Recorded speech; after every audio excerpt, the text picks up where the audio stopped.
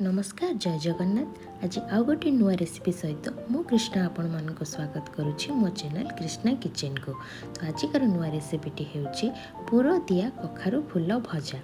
Normally कखारु फूल को बिना पुर रे पिठो दे भाजिले भी खाइबा को भल लगे, किंतु पुर दे भाजिले अधिक भल लगे। तो चलते डेरी न करी रेसिपीटी को स्टार्ट करवा। तो मु एठी कखारु फूल को भल भाबे धोई तार डेम्फ छिड़े एठी रेडी करी रखी दउची।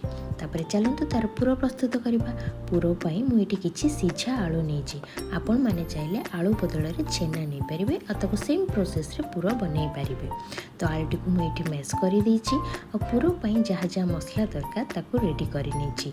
मु एठी मैश आलू नेछि, किछि कटा टमाटो नेछि, कटा पियाज नेछि और जीरा और अदा रसुण रो गोटे पेस्ट नेछि। तो चलते एबे आमे पिठो प्रस्तुत करवा। तो पिठो पाई मु गोटे कप अरुआ चाउल भिजेकी रखिथिले सेटा नै जाइछि आउ हाफ स्पून जीरा नेछि, तीनोटी सुखिला लंका नेछि आउ लूण हाफ स्पून दे भलो भाबे ग्राइंडिंग करिछि। पिठो कखारु फूल सहित बाइंडिंग हवा पाई मु एठी गोटे स्पून बेसन नेछि, ताको भलो भाबे गोळैछि। तो चलंतु पूरा प्रस्तुत करवा। मु एठी ऑयल देछि, ऑयल गरम हे गला परे मु गोटे स्पून जीरा देछि, तापरे कटा पियाज दे पियाज को भलो भाबे भाजी नेछि। तो पियाज भलो से भाजी हे गला परे आमे जीरा आ अदा रसुण जो पेस्ट बनेथिले सेटा को दे दबा। तो मसला टी को भलो भाबे कसी नबा। मसला टिके ड्राई हे आसिले आमे हाफ स्पून सॉल्ट और हाफ स्पून हळदी गुंड दे भलो भाबे मसला टी को कसी नबा। तो मसला अधिक ड्राई हे आसिले आमे ता देहरे हाफ कप पानी दे दबा।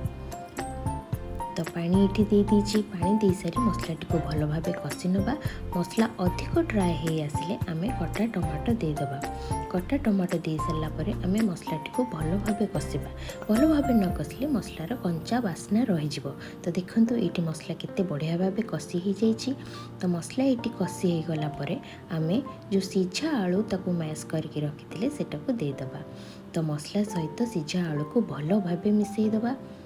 तो देखंतु एते बढ़िया भाव में मसला टी को मु मिसई देछि सिझा आलू सहित। तो ये हमर देखंतु पूरा प्रस्तुत हो जाइछि।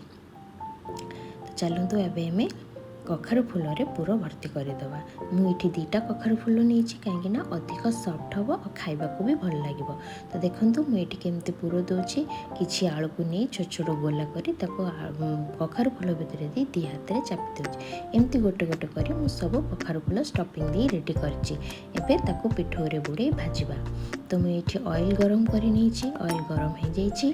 तो ये कखारु फूल को पिठो रे बुड़े भाजवा। देखो केते बढ़िया भावे बाइंडिंग होची।